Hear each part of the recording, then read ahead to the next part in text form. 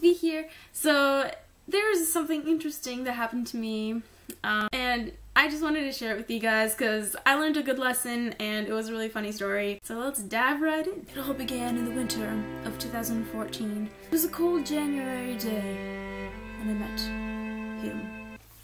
So I met this guy around 2 weeks before my birthday in January. My birthday's on January 20th.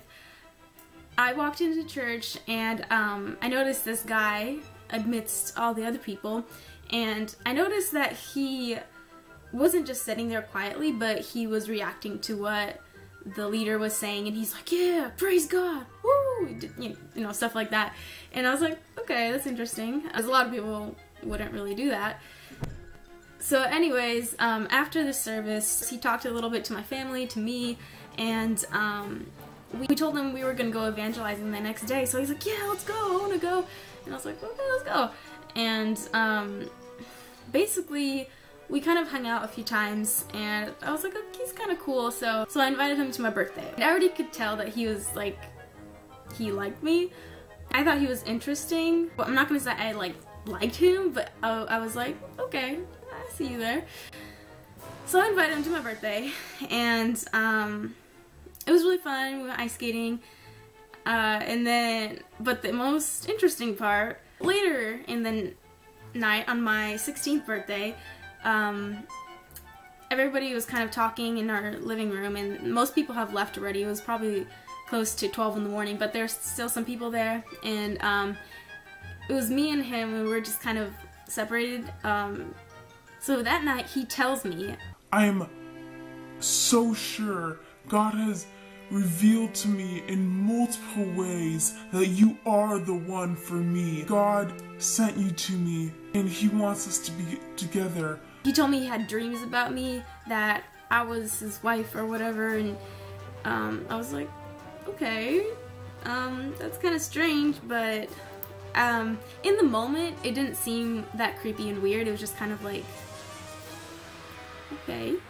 And he basically proposed to me after knowing me for 2 weeks, and he said that God has chosen us to be together or whatever.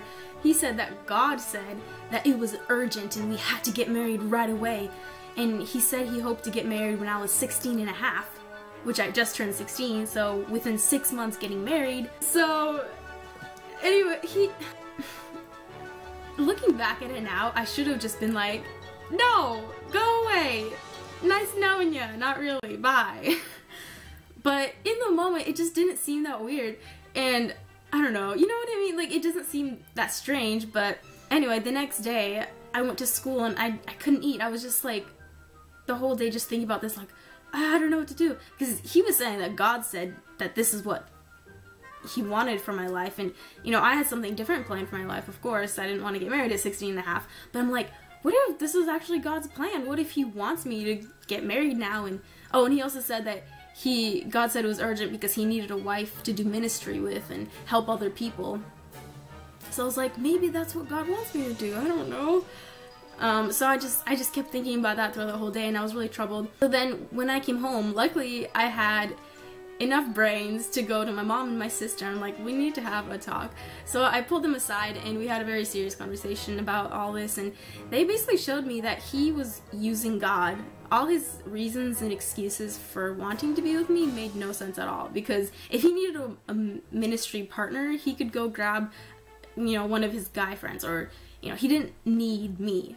And it really felt like he was using that as an excuse just to have his own agenda. And throughout the story, I saw more of this pattern of him trying to use God as an excuse for his own agenda, but we'll get into more of that.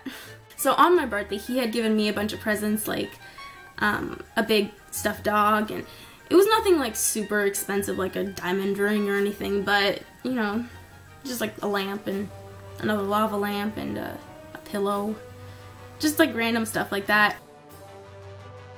Right after we had that talk with my mom and my sister, the next day after my birthday, I looked on Facebook and I saw that he posted a group picture of me and him and other people and ice skating, and the caption was, "Thank God for giving me this girl. I'm so happy to have her," and something along the lines of that. And I was like, I'm not sure, girl. yeah, I never said that I wanted to be with you. I never said that I was your girl. He was like so possessive of me when we weren't even together. And I've only known this guy for like 3 weeks. I called him and I was like, hey, can you take that down, please? That's not cool. And he's like, oh yeah, sure, I'm sorry. Blah, blah, blah. And then a week later or so, people just started coming up to me and messaging me, and they're like, hey, so you got a boyfriend now? Hey, you got a boyfriend? Congratulations! Hey, I didn't know, it was so sudden. I'm like, where are you hearing this? I don't like this guy. I barely know him.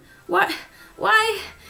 This guy started telling everyone that I was his girl and we were meant to be together and I was so perfect, and I was like, dude, can you not? It was weird because I knew in my mind, I even thought about it specifically, that it's very hard to be clear-headed when you like someone. So I told myself, like, okay, be clear-headed about this guy, watch for warning signs and stuff like that. But even knowing that, I still fell for it and didn't see the warning signs. It's a warning sign that I saw it, but I just didn't really take into the full account of what it. So I'd say that to a warning to all you people out there, if you like someone, don't get caught up in thinking that they're so cute and they're so nice. Really think about their faults, and I'd say the best way to do that is to take a break from them without seeing them, texting them, whatever, and just think about it. Because when you're surrounded by them, then you kind of get blinded by their charm or whatever. And so that's exactly what my mom suggested we do. She told us that we should take a break and not talk to each other and just think about it and pray and whatever. So I was like, okay, that sounds fine with me. So we took this break, and about a month after this break, and my feelings on this guy at this point were just kind of like, he's there, sort of, maybe, possible, kind of, in the future that we possibly could be together, but I wasn't like, and I did sort of have a crush on him before, but it never got to the point of, I wouldn't say that I full-blown like this guy, because it takes a lot for me to like someone, and it takes time, and I have to really know the person, so I never really liked this guy. I just sort of thought he was interesting. So during this break, I was like, he's there, but I never was. It was just every day that passed, it was just getting less and less attraction to him, and I just kind of started realizing all his faults and all stuff like that, and I was like, okay, he's not for me. And then a month after this break started, he texted me, and at first it was fine. He was saying that, okay, I don't think we should be together, I thought about it, and I know I told you that God told me so clearly, but maybe he was trying to teach me something about godly jealousy, and he said some other weird excuses, and I was like, okay, that's fine with me. And then I got to the bottom of the message, and this guy, he says, don't hold on to any hope of us being together. My mama told me not to break any girls' hearts. So don't have hope that we're ever going to be together, because we're not. I don't want to break your heart. And I'm like, don't even worry about that. Like, you couldn't break my heart if you tried. I never liked you in the first place. So anyway, I was like, okay, that's fine with me, don't worry, I've moved on. So it was cool for a while. We just didn't talk, and he got a girlfriend. I'm like, that's cool, go for it.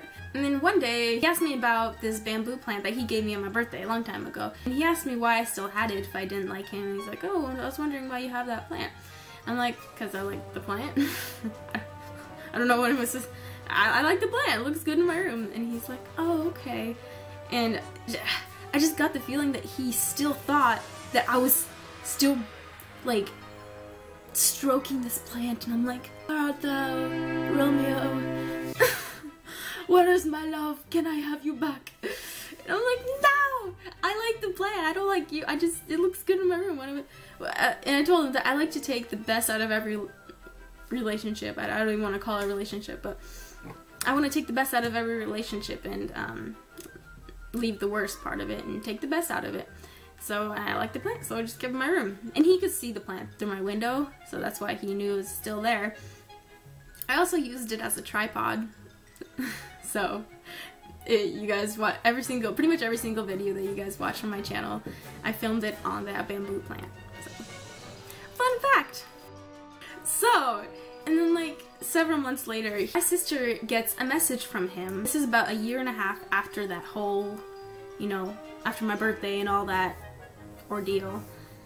Hey, can you tell V that I remember that I gave her some gifts in the past, and I feel uncomfortable and even wanting to be wise about these things to make sure there is nothing connected in spirit realm, such as soul ties that have been broken. Soul ties, really? I knew you for like 2 weeks. There's no soul ties. I don't like you. No. And I would feel much rested knowing that I cut off all possible remembrance from her about me in godly manner, and was wondering if she could give back all the gifts I gave her by today. You could forward her this message. First of all, he wanted to cut off a remembrance of him from me? Like, is he just wondering if I'm like looking at all these things and I'm like, will he ever come back to me? No! That's not, I like plants and stuffed animals. I don't like you, I just like the stuffed animals. To me it seems so arrogant that he would think that after all this time, after really nothing happened between us, that I would still be clinging on to him. I'm like, you just don't do that. You don't give someone a gift for their birthday and then ask for it back. Just come on, be a man and just move on. That is why you now don't see Boo that used to be back in there. I called him Boo, my big stuffed dog. Plus, now as a tripod, I have to use this flower, which makes it kind of hard to film, but what are you gonna do? And when I told my mom that he wanted his gifts back, she thought it was the most hilariously embarrassing, pathetic thing that she ever heard. She was laughing about it literally for like 2 hours. I have footage. Okay, I'll show you, because I thought it was really funny that she thought it was funny.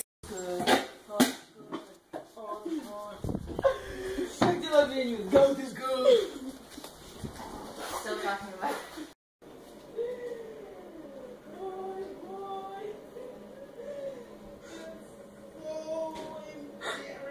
What I learned from this whole ordeal is that lots of times people try to use God for their own agenda. That doesn't mean it's God. Like, for instance, lots of people say that you know how many wars started over religion, and I'm like, yeah, because this man-made religion that people fight over, it's just another thing that people use for their advantage.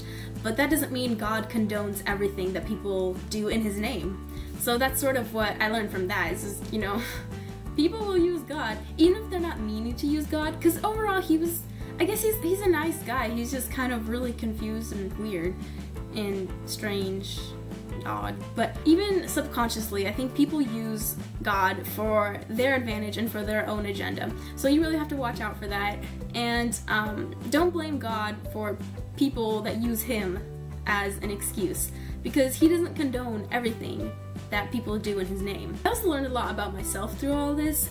Just don't rush things. Get to know this guy or girl that you like really well before you agree to anything, or before you even show emotion that you have towards them. Be clear-headed, and even if it helps, even make a pro-con list about this person that you like, just to see it all on paper and make it clear. That's what I tend to do often. So I hope this video helps you or entertained you. If you enjoyed it, please hit the thumbs up button. It would mean a lot to me. Also comment, I want to know what you guys think about all this, and it's a really crazy story, but just let me know what you think. I'd like to hear your thoughts. Or also subscribe for new videos every Thursday. I'd really want you to be part of my subscriber family.